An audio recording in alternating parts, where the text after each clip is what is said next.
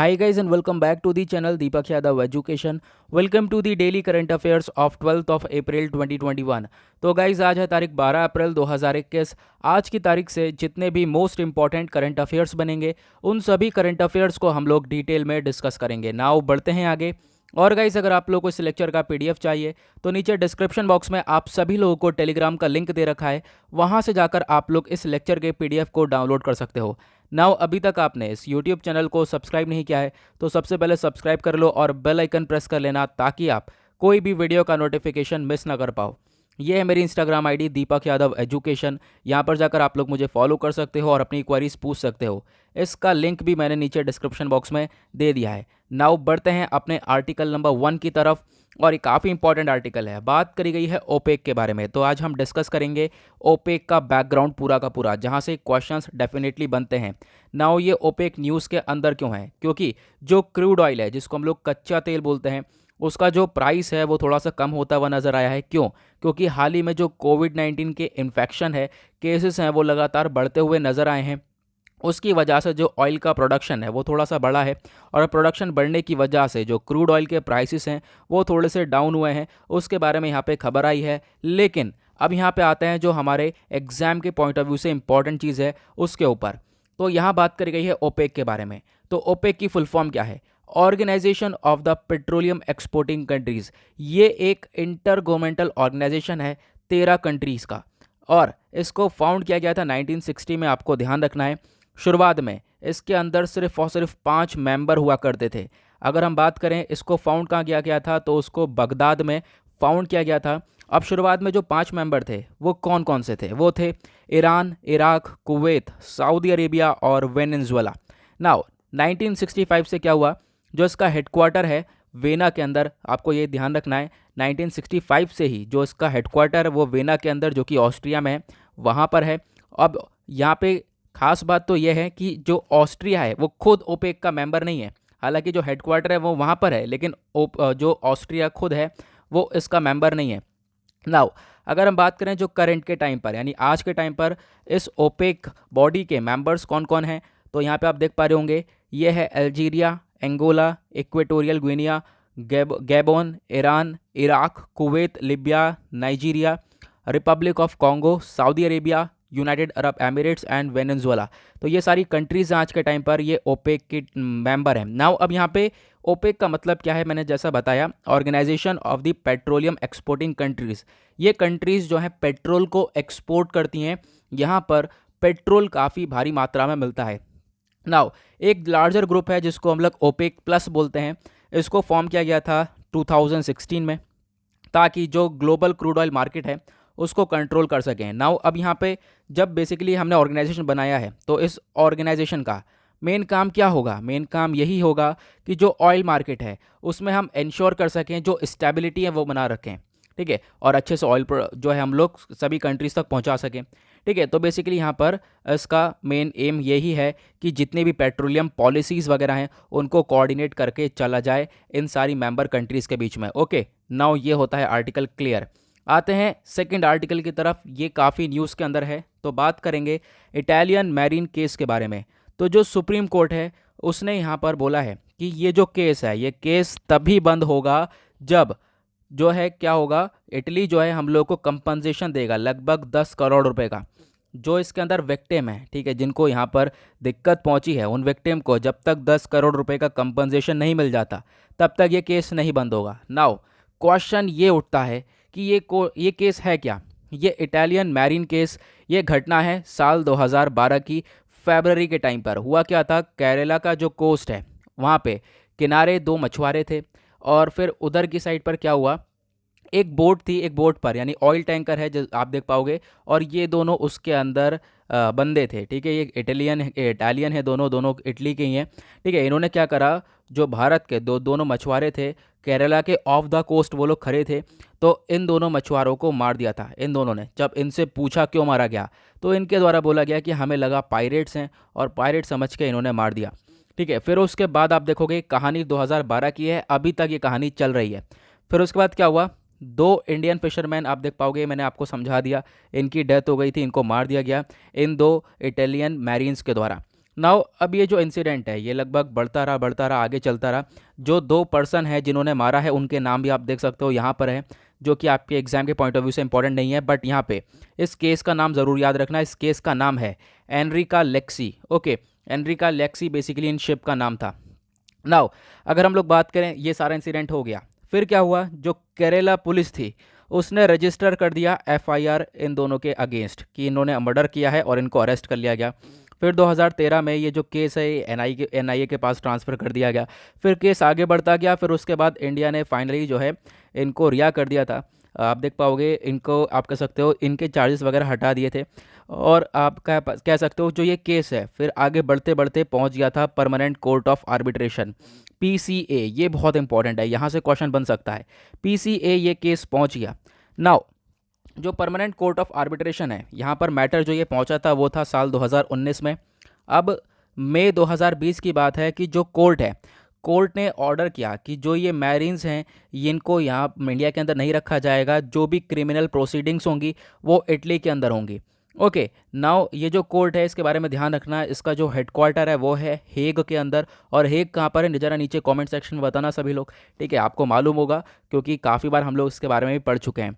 Okay, now अभी हाल ही में हुआ क्या है कि जो दोनों कंट्रीज़ मिलकर कंपनसेशन का डिसाइड करेंगे कि कितना कंपनसेशन दिया जाएगा भारत को, उसके बाद ही ये केस जो है क्लोज हो सकता है। ओके, ये था कंप्लीट आर्टिकल। आई होप आप लोगों को ये भी क्लियर हो गया। नाउ बढ़ते हैं आर्टिकल नंबर 3 की तरफ। यहाँ बात करी गई है लिथियम आयन बैटरीज के बारे में, जो कि आपके फ़ोन के अंदर बैटरीज हैं। जो अभी आप फ़ोन देख रहे हो, जो चल रहा है ना फ़ोन, वो इसी बैटरी के दम पर चल रहा है। नाउ अब जो रिसर्चर्स हैं जो कि आईआईटी गुवाहाटी के हैं, उन्होंने डेवलप कर ली है एक टेक्निक। अब टेक्निक क्या डेवलप करी है, ताकि जो ये बैटरीज़ हैं इनकी परफॉर्मेंस को हम लोग और ज़्यादा बढ़ा सकें, आप लोग फेसबुक व्हाट्सअप थोड़ी और टाइम तक चला सको। यहाँ मतलब कि जो बैटरी की पावर है उसको थोड़ा सा और इंक्रीज़ करा जा सके। अब ये कैसे इंक्रीज़ करा जाएगा, इन रिसर्चर्स के द्वारा क्या क्या करा गया है, इसको हम लोग डिस्कस कर पाएंगे। देखो, जो साल 2019 था उसका नोबेल प्राइज़ दिया गया केमिस्ट्री की फील्ड में। और किस किस को दिया गया था, एक जॉइंट प्राइज़ था। किस किस को दिया गया था, स्टैनली विटिंगम, फिर उसके बाद जॉन गोडेनफ एंड अकीरा योशिनो, ये तीनों थे जिनको दिया गया था। क्यों, इन्होंने डेवलप किया था लिथियम आयन बैटरीज़ को। नाउ ये जो बैटरीज़ हैं इनको यूज़ करा जाता है मोबाइल्स में, जो कि आप चला रहे हो उस समय, स्मार्टफोन्स में, टैबलेट्स, लैपटॉप, पावर बैंक और भी बहुत सारे डिवाइसेस। नाउ आज के समय पे अगर हम बात करें, हम लोग बात करते हैं पोल्यूशन को ख़त्म करने की। और पोल्यूशन कैसे ख़त्म होगा, जब हम इलेक्ट्रिक व्हीकल्स का इस्तेमाल करेंगे। नाउ इलेक्ट्रिक व्हीकल्स का इस्तेमाल करने के लिए भी हम लोगों को चाहिए लिथियम आयन बैटरीज़। नाउ अब ये जो बैटरीज़ हैं ये इतनी पावरफुल तो है नहीं। अब इनका पावर को बढ़ाने के लिए काम करने वाले हैं हम लोग। ये जो रिसर्चर्स हैं उन्होंने काम किया है इसके ऊपर, वो काम क्या है हम लोग आगे डिस्कस करेंगे। नाउ अब इस बैटरीज़ के कुछ डिसएडवांटेजेस हैं जिसकी वजह से इसके ऊपर काम किया गया है। वो डिसएडवांटेजेस क्या हैं, देखो यहाँ पर सबसे पहले तो ये बैटरी ओवर हीट हो जाती है, ज़्यादा लंबे समय तक फ़ोन चला लो हीट मारने लगता है। जी हाँ बिल्कुल। फिर उसके बाद जो है बंद होने लगता है, और हाई वोल्टेज पे चले जाए तो भी ये बैटरीज जो हैं वो डैमेज हो जाती हैं। अगर आप लोग देखना, जो फ़ोन वगैरह है उसको चार्ज करोगे हाई वोल्टेज पे तो बैटरी फूल जाती है, ठीक है, डैमेज वगैरह भी हो जाती है। इस तरह की प्रॉब्लम्स देखने को मिल जाती है। नाउ दूसरी तरफ अगर हम बात करें, जो ये बैटरीज़ हैं इनकी जो पावर है बहुत कम होती है। आप देख पाओगे जैसे कि फ़ोन आज के टाइम पर जैसे नया ख़रीद के लाए या फिर लैपटॉप नया ख़रीद के लाए, तो आज के टाइम पर तो बहुत ही बेहतरीन परफॉर्म करता है, लेकिन उसके 1 साल बाद क्या वैसे ही परफॉर्म करता है? बिल्कुल नहीं। जो बैटरी है वो काफ़ी तेज़ी से ख़त्म होने लगती है, तो जो बैटरीज है वो वीक हो जाती हैं। नाउ अब इसके ऊपर काम किया गया है, अब इसका कुछ ऑल्टरनेटिव लेकर आ चुके हैं। जनवरी 2020 का टाइम था, जो रिसर्चर्स हैं ऑस्ट्रेलिया के, इन्होंने ये क्लेम किया कि ये लोग डेवलप करेंगे दुनिया की मोस्ट एफिशिएंट लिथियम सल्फर। अब ये लिथियम आयन बैटरी नहीं है, अब ये है लिथियम सल्फर बैटरी, ठीक है। अब इसकी जो कैपेबिलिटी है वो बहुत ज़्यादा है। वो क्या है कि ये लोग स्मार्टफोन, ये जो बैटरी है ये स्मार्टफोन को 5 दिन तक कंटिन्यूस चला सकती है, ठीक है। और जो इलेक्ट्रिक कार है वो भी लगभग 1000 किलोमीटर तक चल पाएगी, ठीक है, एक बार चार्ज करने पर। तो इतनी पावर बढ़ सकती है इस बैटरी की। तो ये जो लिथियम सल्फर बैटरीज़ हैं इनको आप कह सकते हो, ये अगर हम कॉस्ट में बात करें तो कॉस्ट में भी सस्ती पड़ेंगी। क्योंकि कॉस्ट प्रोडक्शन की सस्ती क्यों पड़ेगी, क्योंकि जो सल्फ़र है वो बहुत ही ज़्यादा मात्रा में अवेलेबल है, उसकी वजह से बैटरी सस्ती भी पड़ेंगी। तो ये एक ऑल्टरनेटिव है। ओके, तो यहाँ पर ये बातचीत करी गई है। नाउ अब जो आईआईटी के रिसर्चर्स हैं उन्होंने भी यहाँ पर एक नई टेक्निक डेवलप करी है ताकि इन बैटरीज़ का जो है परफॉर्मेंस को इंक्रीज़ कर सकें। ओके, ये था कंप्लीट आर्टिकल। आई होप आप लोग को ये क्लियर हो गया। नाउ उसके बाद बढ़ते हैं नेक्स्ट आर्टिकल की तरफ। यहाँ बात करी गई है वर्ल्ड होम्योपैथी डे के बारे में। तो देखो, ये जो वर्ल्ड होम्योपैथी डे है इसका भी इनाग्रेशन किया है, उद्घाटन किया है न्यू दिल्ली के अंदर। अभी अगर हम बात करें सबसे इंपॉर्टेंट चीज़ कि इस डे को कब मनाया जाता है, वहीं पे मुद्दा ख़त्म।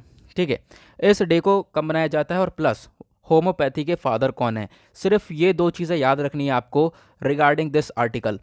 तो जो वर्ल्ड होम्योपैथी डे है इसको ऑब्जर्व करा जाता है हर साल 10 अप्रैल को। तो ध्यान रखना 10 अप्रैल को वर्ल्ड होम्योपैथी डे मनाते हैं, यानी परसों हम लोग इसको मना चुके। ओके, नाउ उसके बाद यहाँ पे आपको देखना है इसके जो होम्योपैथी के फाउंडर कौन है। होम्योपैथी के फाउंडर कहलाते हैं doctor Christian Friedrich Samuel Hahnemann. तो आपको यहाँ पे नाम ध्यान रखना है, क्या नाम है एक बार अगेन मैं बोल देता हूँ, doctor Christian Friedrich Samuel Hahnemann इनका नाम है। नाउ बढ़ते हैं नेक्स्ट आर्टिकल की तरफ। नाउ आता है ये नेक्स्ट आर्टिकल एफसीआई न्यूज़ के अंदर था, food corporation of India. Now अगर हम बात करें इसके बारे में तो क्वेश्चन बन सकता है, इसके बारे में स्टैटिक पार्ट हम लोग ज़रूर कवर करेंगे। तो ये जो फूड कॉरपोरेशन ऑफ इंडिया है ये एक ऑर्गेनाइजेशन है जो कि ministry of consumer affairs, food and public distribution Bharat सरकार के अंडर में आती है। ओके, तो आपको ध्यान रखना है ये किसके अंडर में आता है, कौन सी ministry of consumer affairs, food and public distribution के अंडर में ये एफसीआई आता है। एफसीआई एक स्टैट्यूटरी बॉडी है। स्टैट्यूटरी बॉडी मतलब उसको एक एक्ट के थ्रू बनाया गया था। तो इसको एक एक्ट के थ्रू बनाया गया था वाकई में, फूड कॉरपोरेशन एक्ट 1964 के थ्रू, और इसको सेटअप किया गया 1965 में। इसका जो पहला हेडक्वार्टर था वो चेन्नई में था। आपसे पूछा जा सकता है इसका हेडक्वार्टर के बारे में, तो इसका जो पहला हेडक्वार्टर था वो चेन्नई में था, लेकिन अब जो है इसका हेडक्वार्टर न्यू दिल्ली के अंदर देखने को मिलेगा। ये जो फूड कॉरपोरेशन ऑफ इंडिया है ये क्या करता है, किसान भाइयों से जो चावल है, गेहूं है, वो खरीद लेता है और ख़रीद कर स्टोर कर लेता है, फिर उसके बाद आप देख पाओगे हमारी कंट्रीज़ के अंदर सप्लाई किया जाता है। ओके, नाउ बढ़ते हैं नेक्स्ट आर्टिकल की तरफ। यहाँ बात करी गई है KISCE के बारे में। इसका मतलब क्या है, इसकी फुल फॉर्म है खेलो India state centre of excellence. अब यहाँ पे क्या है, बेसिकली जो हमारे union minister for sports and youth affair हैं इन्होंने उद्घाटन किया है इस सेंटर का। इस सेंटर यानी रोइंग के लिए सेंटर यूज़ किया जाएगा। रोइंग के लिए मतलब आप देख पाओगे ये जो बोट हैं, ठीक है, इन बोट से रेस वगैरह करवाई जाएगी। इन बोट में इनके हाथ में जो दे रखा है, ठीक है, मुझे पता नहीं क्या बोलते हैं इसको, इंग्लिश में फ़िलहाल उसको ओर्स बोलते हैं। ठीक है, तो इनके हाथ में ओर्स हैं, ओर्स की फोर्स लगा कर वो, ठीक है, ओर्स से फोर्स लगा के वो क्या करेंगे, अपनी बोट को आगे ढकेलेंगे। ठीक है, तो यहाँ पर बेसिकली इसके सेंटर को ओपन किया गया है, इसका जो उद्घाटन किया गया है, आपको इसके बारे में ध्यान रखना है। कहाँ पर, जम्मू कश्मीर के अंदर। नाउ कहाँ पर बेसिकली एक और एग्जैक्टली लोकेशन क्या है, Jammu Kashmir sports council water sports academy in Srinagar. Now यहाँ पे अगर हम बात करें तो सबसे इंपॉर्टेंट चीज़ क्या है कि ये जो खेलो इंडिया स्टेट सेंटर है वो हमारे कंट्री के अंदर कितने सेंटर हैं इस समय।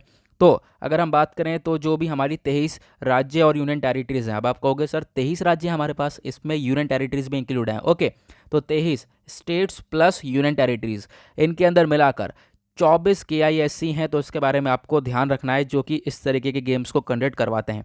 कुछ यहाँ पे खास आर्टिकल नहीं था ये वाला, इसमें कोई दम नहीं था, आप लोग इसको स्किप भी कर सकते हो, लेकिन ये ज़रूर याद रखना यार, स्किप करने की कोई चीज़ ही नहीं है। आप याद रखना कि हमारे जो है कंट्री के अंदर 24 KISCs हैं। ओके, नाउ उसके बाद आते हैं आज के लास्ट आर्टिकल की तरफ। इसके बारे में कल के द हिंदू न्यूज़पेपर एनालिसिस के अंदर भी हमने डिस्कस किया था। यहाँ बात करी गई है डॉल्फिन्स के बारे में। जो डॉल्फिन की पॉपुलेशन है चिलिका लेक के अंदर, चिलिका झील में, जो कि भारत की लार्जेस्ट ब्रैकिश वाटर लेक बोली जाती है। ब्रैकिश मतलब जहाँ पे खारा पानी मिलता है। तो ये जो झील है, इस झील में आप कह सकते हो जो डॉल्फिन की पॉपुलेशन है वो डबल हो गई है लगभग। अगर हम पिछले साल से कंपेयर करें तो डबल हो गई है। तो अब यहाँ पे इंपॉर्टेंट चीज़ क्या है, ये जो झील है ये ओडिशा के अंदर, आपको ध्यान रखना है। ओके, चिलिका लेक ओडिशा में है। दूसरी बात, इस लेक के अंदर एरावाड़ी डॉल्फिन देखने को मिलती है, आपको इसका नाम याद रखना है। ओके, नाउ यहाँ पे आप देख पाओगे क्या बोला गया है कि जो लगभग 3 प्रजातियां इन डॉल्फिन की पता चला है, ये सेंसस किया गया था।